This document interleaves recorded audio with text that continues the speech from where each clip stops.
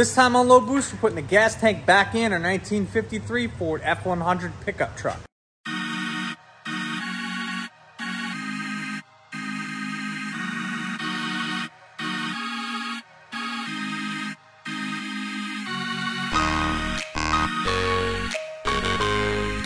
All right, since we're doing a feed and return style fuel system from down over there, we're doing it that way because the awesome Phytech sending unit that came in the kit didn't fit in our gas tank, and the time, effort, and money it would take to re-weld that the proper way was just not worth it, so we're gonna repurpose that hole for something else.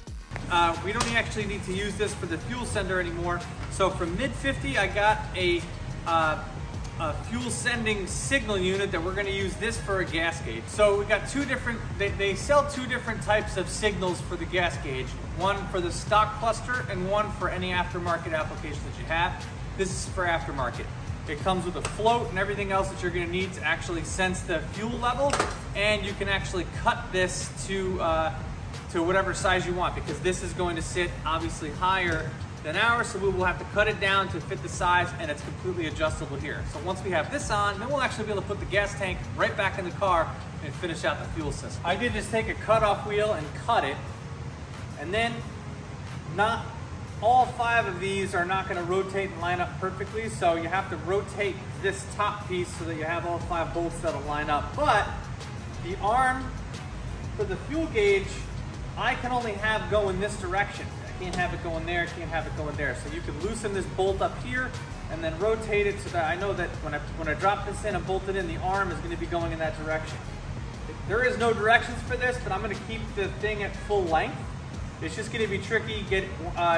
I'm going to try to put this in first and then line it up like this and then drop it in. So let's do this now.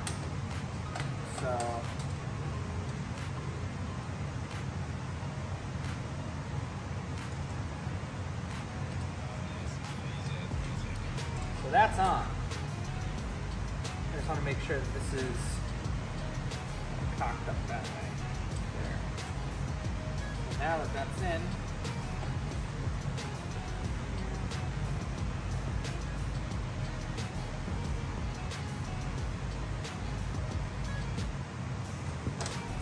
so it's going to go in like that, test fit.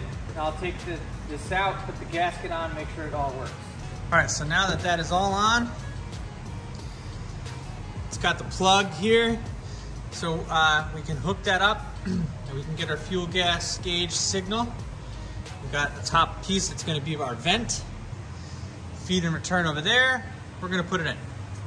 All right, guys, this month's featured tool is my Milwaukee electric ratchet wrench. This thing is absolutely awesome for getting into tight places, whether you're working on an old school muscle car or newer BMW like this.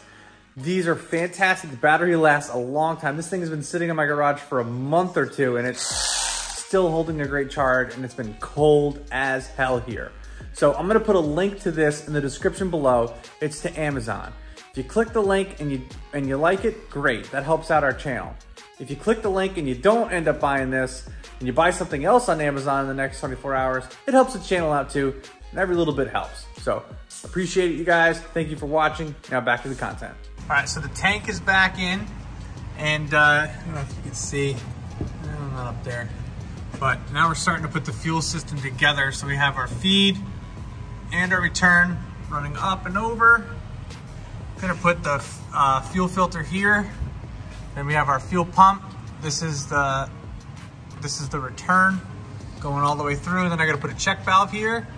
We have our power coming from the Phytech, and this is gonna go to ground, and then going all the way up and in, up there. But everything's pretty clean under here so far. All right, so running the lines for a fuel tank and everything. The only thing that they didn't give us, because I had to get this pump separate from the kit they gave us, with this fuel pump has a -8 on the pickup side, and everything else I have is -6. So I had to get a -8 to -6 fitting to go on the end of that, and then I can put my -6 fitting there, and that should complete the fuel system.